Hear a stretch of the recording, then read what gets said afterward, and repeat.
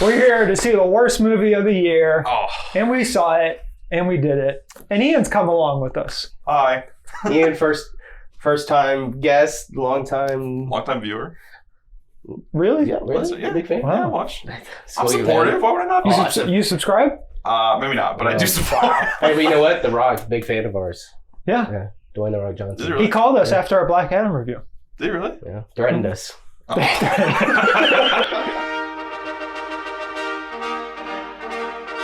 Hello, everyone. We're back to watch a dumb superhero movie. Martin Scorsese was right. They're bad.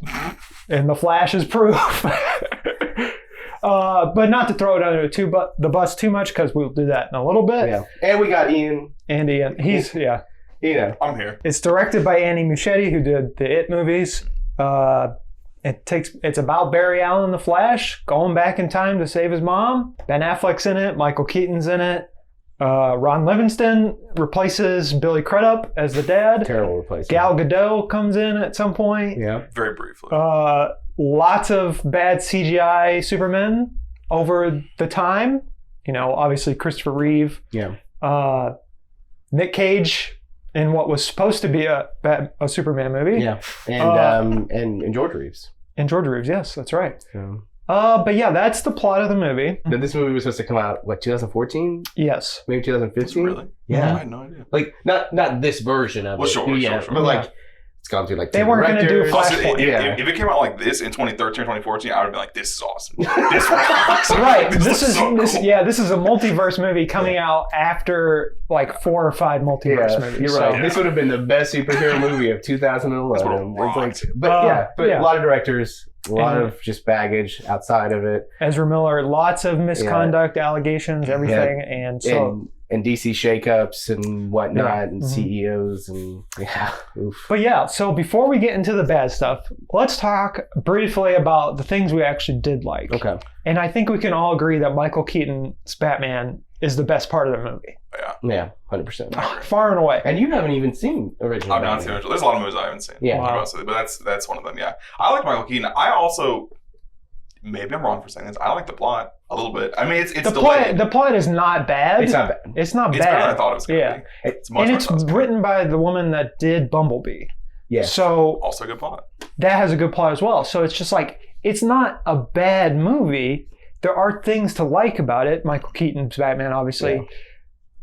But where it gets off the rails is anytime CGI is used, which is the whole movie. Yeah. I will say, I didn't mind the CGI in the very first scene of them at the hospital in Gotham. That's the worst of it. You're crazy. That's You're crazy. No, I mean, it's not the worst, but it's like, not the worst. I think when they get into the whole into the Speed Force and everything's kind of doing the tears up, I think that looks the worst. I don't even think that like the fight against Zod looks that bad. I think it's really the Speed Force CGI that I'm like, what are we doing? No one's complaining about the CGI Flash when he does the Flash stuff. They're complaining about the babies at the beginning. The speedball stuff is very bad. And for me, I hated the fact that every time you saw Batman in his Batman suit, the cape was CGI. Yeah. The cape was CGI. That. Like, I get, you're working with, 70-year-old Michael Keaton. The man can't really do a lot of fighting in a Batman suit. So I understand. That's going to need a little CGI. Yes. I understand. Supergirl, going to need a little CGI. The Flash, of course, going to need some CGI. But yeah, there are times where I'm like, this is just too much. And like the early Batman stuff was a little, it really was just like watch. I'm like, I heard someone describe it as, it's like a bear ate a can of paint and threw it all up. There's like, that's what the CGI looks like. And I'm like, you know what? They're not wrong. I will say the one point that I could not stop giggling, and I stifle my giggles for a second, was right at the beginning when Ben Affleck calls Ezra or Barry Allen over, and he's like, "Hey, I need you to get to Gotham right away." Him running in the countryside to the opening of the movie, I was like, come on, like the slow run while he's moving super fast. I think this just gets to, and we'll get into more bad stuff.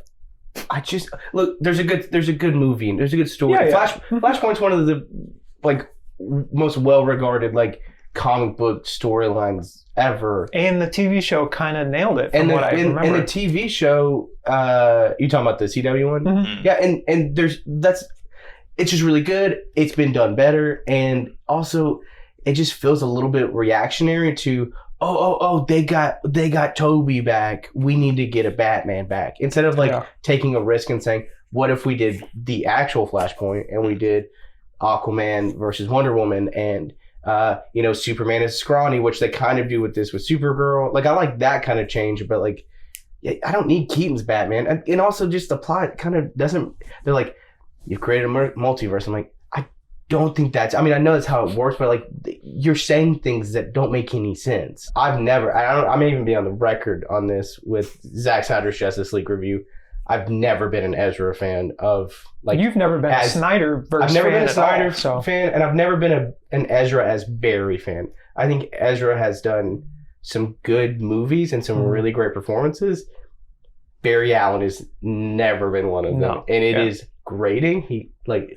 Barry the character is grating in those early movies. He's grating as a character in this movie, and then they're like, what if we had another one who was somehow worse, that is so worse that it makes the original grading kind of tolerable? And it just infuriates. I'm like, you've missed the whole character. Once they introduced the second one, after all the goofiness and clumsiness of the first one, I was like, I kind of like this first one. And then I saw myself and I went, I should not like this first one. It's still annoying. It's crazy. They'd be like, you've made a character somehow so much worse than it makes the character you didn't like before. Be like, gosh, can we please just have that guy? I did enjoy the second Barry's friend group. Yes, that was cute and funny. Yeah. Are you talking about Marty McFly? Yeah, I know. Which maybe was aggressive. It was an aggressive shot. Yeah, I did like how they specifically just like talked and made fun of the Back to the Future changed, and that's how first Barry realizes everything has changed. But I want to go back to Sasha Kelly as Kara Zor-El. Yeah. I think her performance is really great, and I hope they keep her into the gun DC stuff. Yeah. Because I think her motivation and her emotion in that scene where Zod, spoilers, hold on. Spoilers. But when Zod reveals that he killed Clark Kent as a baby, and she is just like, well, I'm going Goku mode on you. And I thought that was really great. And a Supergirl movie with her starring would be great. Yeah. I think. But yeah. Rest of the movie, I am the belief that this movie is so bad it's good. And I think knowing Andy as a director and having seen the first It and the second It. What about Mama?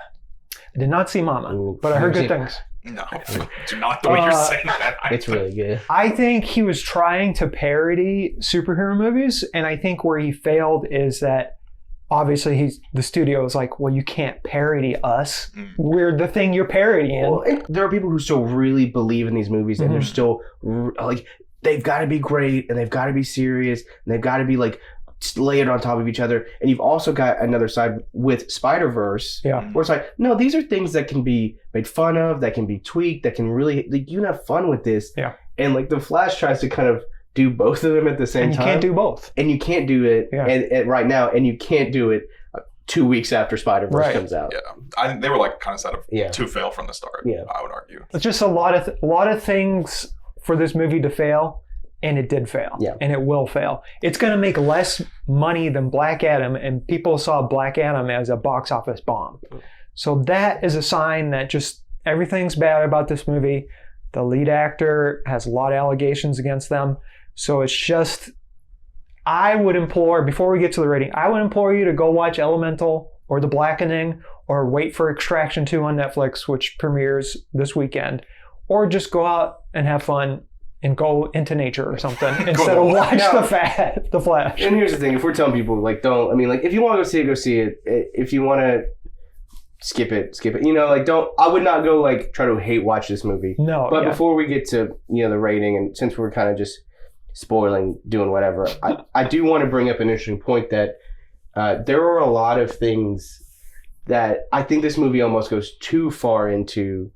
That it's expecting the audience, the general audience, to know things that they may not necessarily know. You, like you said, you've never seen the Keaton. I did not see. Yeah. I kind of explained to you there is a wonky Nick Cage cameo. Yeah. He's not even there. Like, it's like legit CGI. Yeah. But that of his, like, the Superman that was going to be, and like, you had no idea. See, I giggled at that specifically because I was like, oh man, it's so crazy, like putting Nick Cage, and you're like, no, there's like an entire backstory. Yeah. But like, do you think that is, I'm always curious, like, when you have so much of that, or like when you have the very last shot of the movie, George Clooney walking up and be like, I'm Bruce Wayne, you know, like, and you have no idea. Does that like confuse you, or does that you kind of brush it off? Like, you are the average moviegoer. Like, will someone else like you kind of be like, I'm so lost by this? I wouldn't say I was lost. To me, it was just kind of like, it just felt like another little plot point confusion that I was like, in a movie full of them. Like, the other one that I thought of was like, going back to Supergirl for a second, where she's flying off the rooftop with a second Barry, and she's like, I don't like humans. Humans suck. They stink. And then like 10 minutes later, she's like, oh my gosh, the Kryptonians are the ones that are worse. And I'm like, you switched that quick? Like, it's like another thing of just like, almost like rushed with it. But it talks so much about all the multiverse and all these strands that connect and how they have the intersection points, and how they're like, well, you can't change things because you'll mess everything up and you end up in this random cycle. And it's like, but obviously he changed, spoilers again, the tomato sauce cans to make this happen. So it's like, could we not? Like, how do we get to this point? So to you, you're just kind of like, and I guess you're just so used to multiverses that you're like, okay, yeah, George Clooney, that's cool. Like, he would be a pretty good Bruce Wayne, I guess. Like, I was like, okay, cool. Not knowing he made perhaps the 2 worst Batman movies of all time. Exactly. Let's get to the rating. This movie beef. Look, they don't even explain that, and I'm mad that they don't even explain it. Like, he also uses the word ribs. Oh, this ribs, and then he's like, yeah, it's also beeves, and I go, are they not the same? If you don't know what I'm talking about, Second Barry says it beeves out of nowhere for no reason. No, it's beeves. I mean, it has a reason, but and there's no explanation. Yeah. There's no dialogue. I'm sure it got cut where they're just like a lawn thing. But anyways. How many beeves out of 10 would you give this movie? Yeah, I liked the plot. I liked some of the CGI. I think looked okay. A lot of it didn't look that great. I think Michael Keaton was good. I liked overall the general story. Are we still doing beeves or doing microwave burrito babies? Just do out of 10. Out of 10? Okay. I'd give it like a 4.5, honestly. Out of 10? Out of 10. Oh, that's pretty low. I've just never been a Ezra Barry fan, so... And he's the whole movie. Barry is legit the whole movie. The main character. There's no like cutting away to other villains. So you're with Barry the whole time. So for me, I mean, that it's like a 2 out of 10. Like, it's just, I just couldn't. I'm gonna go 4 out of 10. I like all the Michael Keaton stuff. It is funny how hard they worked to get him to say his lines, and that's where I think it's parody, because they work so hard to do it. Where I was just like, this is a joke. I did think about halfway through our showing, just starting to clap on things that like would normally be like, if this was like an Avengers event, like you would be clapping at. Yeah. So when he's like, "You want to get nuts? Let's get." And he doesn't even say, and I was just like, "Yeah!" He said the line. Like, or like when George Clooney shows up, I would have just like lost my mind. Yeah. Like there was a moment I'm like, would that make this experience more fun for me, or is that more work for me? I just didn't know what to do. But yeah, in terms of the CGI, it made me think of the leak of the first Wolverine movie. Oh yeah, there's CGI in this that is as bad as that, and it came out in 2009. Honestly, I just can't wait for either a tell-all book or for everyone who was like, this movie beeves, to then like to reverse and say it was not a beef. Yeah, not a beef. Like, I'm ready for James to be like, whew. Sorry, guys, there was a gun pointed at my head.